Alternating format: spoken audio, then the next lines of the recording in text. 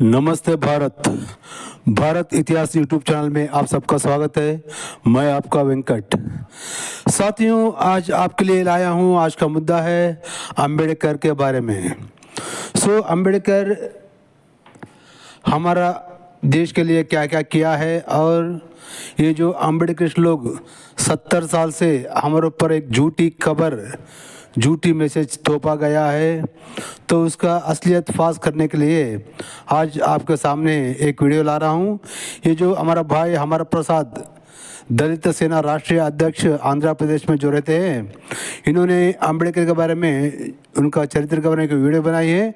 मैं आपको जो तेलुगु नहीं समझता है तो हिंदी समझने वाले को ये वीडियो बना रहा हूँ। तो चलो वीडियो में देखेंगे क्या क्या बोल रहे हैं, उसको मैं हिंदी में आपको बताऊँगा। चलो चलते हैं, देखते वीडियो।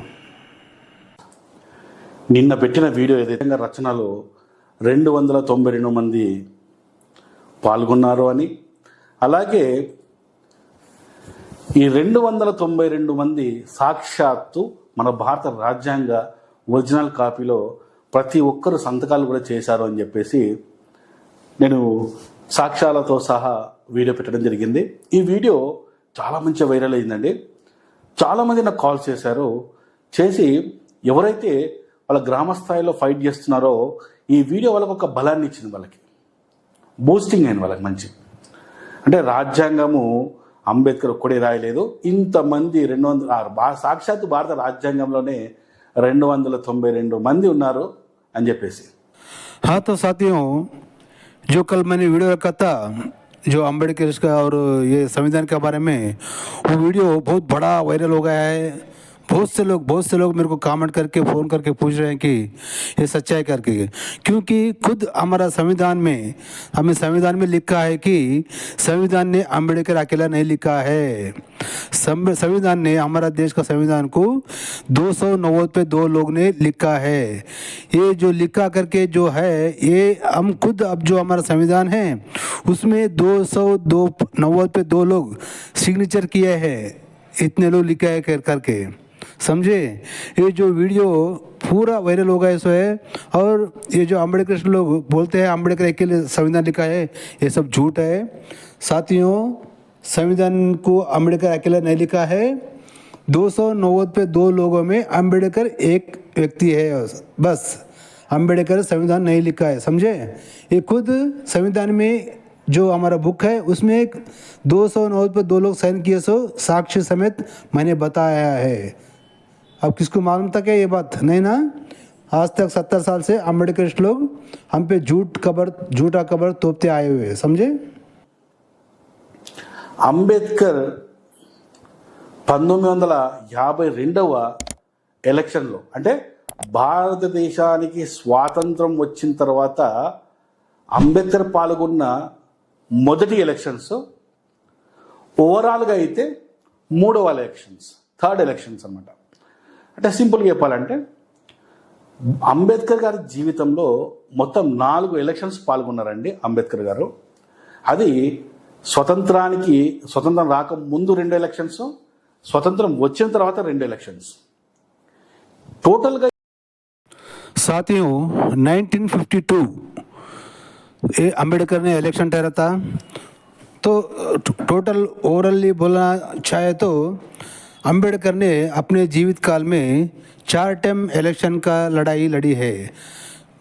यानी कि हमारा भारत देश को आज़ादी मिलने के बाद 1952 में जो इलेक्शन ठहरे थे, तो उसमें दलित एरिया में दलित लोगों ने, SC ST लोगों ने उनको बहुत बुरी तरह से हरा दिया है। सो ఈ 4 ఎలక్షన్స్లో అంబేద్కర్ గెలిచింది, ప్రజలు గెలిపించింది అంబేద్కర్ని. ఆ ప్రజలు ఎవరు? దళిత సామాజిక వర్గం నుంచి నిలబడ్డ అంబేద్కర్, దళిత నియోజకవర్గం, SC నియోజకవర్గం, ఈరోజు ఏదైతే SC నియోజకవర్గం అని మనకు ఎలాగైతే ఉన్నాయో, అలాంటి ఒక SC నియోజకవర్గం నుంచి స్వతంత్రం రాకముందు 2 ఎలక్షన్స్లో నిలబడ్డాడు. ఆ 2 ఎలక్షన్స్లో మొదటి ఎలక్షన్స్లో అంబేద్కర్ని దళితులు గెలిపించారు. తర్వాత 3 ఎలక్షన్స్లో కూడా దళితులు అంబేద్కర్ని చాలా చిత్తుగా ఓడగొట్టారండి.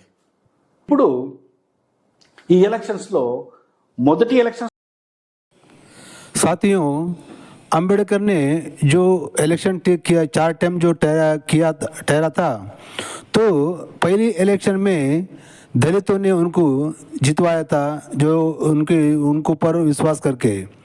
लेकिन ये जो और 3 बार इलेक्शन जो ठहरा था जो दलित नियोजक वर्ग में, तो दलितों ने उनको बहुत बुरी तरह से हरा दिया। क्यों, अब आगे जानेंगे।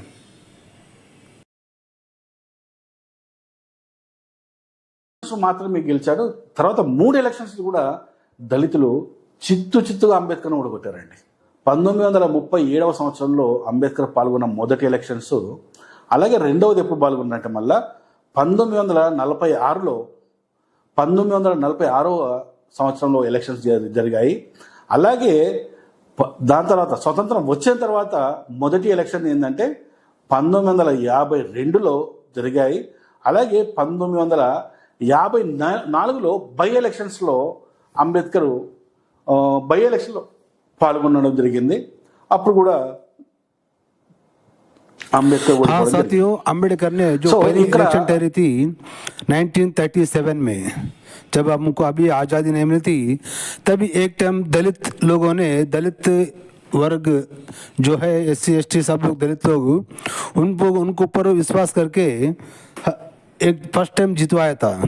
तो बाद में जो है ये 1946 में इलेक्शन ठहरे थे अम्बेडकर जी ने, और 1952 में इलेक्शन ठहरी थी, और 1954 में बाई इलेक्शन चला था।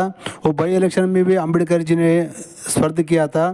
तो ये 3 इलेक्शन में दलित वर्ग नियोजक वर्ग में जो इलेक्शन ठहरे थे, वो दलितों ने अम्बेडकर का असलियत जानकर ये जो स्वातंत्र संग्राम के लिए लड़ रहे थे, उनके साथ लड़ाई करता था। साथ हम लोगों को आज़ादी नको बोलता था, हम लोगों को संविधान नको बोलता था।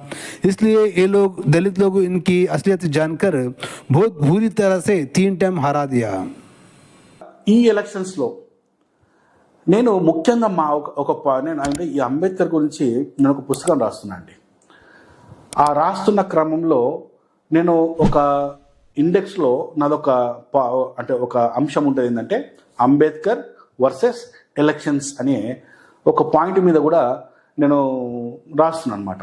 రాస్తున్నప్పుడు నాకు ఒక పాయింట్ నాకు బాగా ఆకర్షించింది. నాకు ఎంత ఆకర్షించిందంటే ఆ పాయింట్ గురించి చెప్పడానికే మీకు ఈరోజు ఈ వీడియో చెప్తున్నాను.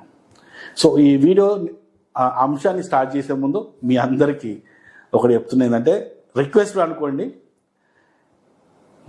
నేను చాలా కష్టపడి ఎన్నో పుస్తకాలు చదివి మీకు ఎంతో వ్యాలిడ్ విత్ ఆధారాలతోని మీకు నేను సమాచారాన్ని మీకు చేరవేస్తున్నాను. అంటే గత 75 సంవత్సరాలుగా మనం ఒక అబద్ధంలో బ్రతికాము.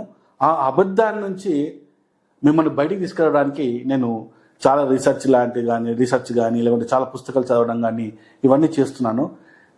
కానీ ఇంత చేస్తున్నా కూడా ముఖ్యంగా మన ఛానల్కి సబ్స్క్రైబర్స్ చాలా తక్కువ ఉన్నారండి. ఓన్లీ 30,000 అంతే సబ్స్క్రైబర్స్. ఎందుకంటే ఈ మధ్య ఒక అంబేద్కరిస్ట్ ఒక కామెంట్ కూడా పెట్టాడు, అరే నీ పిచ్చగొట్ల ఛానల్ నీ ఛానల్ మొత్తం కలిపితే కూడా 30,000 లేరురా నీకు అని చెప్పేసి అన్నారు అనమాట. సో ఆ పాయింట్ నాకు బాగా అనిపించింది. కరెక్టే, నేను ఇంత ఇన్ఫర్మేషన్ ఇస్తున్నా కూడా ఎందుకు సబ్స్క్రైబర్స్ లేరు నాకు అని చెప్పేసి ఆ ఉద్దేశంతో నేను మీకు అడుగుతున్నాను.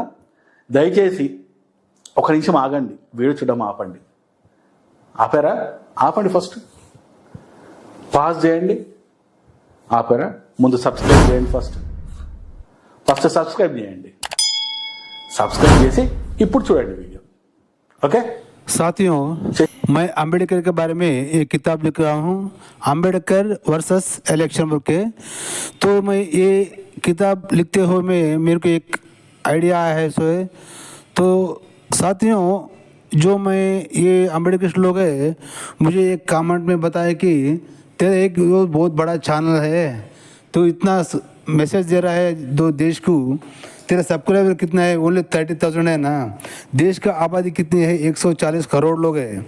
तो कितना किए तभी लोगों तक खबर नहीं पहुंचा सकता करके कमेंट करके मेरे को ये कर रहे हैं। तो साथियों, मैं भी सोचा कि सही है ना, ये इतना जो चरित्र को रिसर्च करके जो 70 साल से ऊपर अपने ऊपर तोपा गया झूठी खबर को, ये सबको बाहर निकाल के चरित्र पढ़ के आप लोगों को सब तक ये समाचार पहुंचा रहा हूं मैं। तो सही है ना सोच के मैं भी आज ये अब मेरा रिक्वेस्ट समझो आपसे या फिर विज्ञप्ति समझो, विनती समझो। तो प्लीज़ मेरे चैनल को हर एक जना सब्सक्राइब कीजिए। आपके बंधु मित्रों को सबको शेयर करके उनको भी फ़ोन करके बोलिए कि ये चैनल को सब्सक्राइब करने के लिए। तो साथियों ये समाचार जितने हमारे 140 करोड़ लोग देशवासी लोग हैं हर एक इसको पहुंचना चाहिए, क्योंकि ये 70 साल से अम्बेडकर लोग हमारे देश के ऊपर, हमारे हिंदुओं के ऊपर एक झूठी खबर थोपते आके, जो संविधान अम्बेडकर ने लिखा है करके झूठी खबर फैला के हमको धोखा दिया है। तो सच्चाई और बहुत कुछ है, मैं हर वीडियो में आपको बताऊंगा। प्लीज़ मेरे वीडियो को सब्सक्राइब करके आपके बंधु मित्रों को शेयर जरूर करना, क्यों देखेंगे अब सब्सक्राइबर कितना बढ़ते हैं। तो साथियों फिर अगला वीडियो में मैं अभी बाकी का वीडियो का बारे में बताऊंगा। तब तक के लिए देखते रहना भारत इतिहास यूट्यूब चैनल। मैं आपका वेंकट। जय हिंद, वंदे मातरम, भारत माता की जय।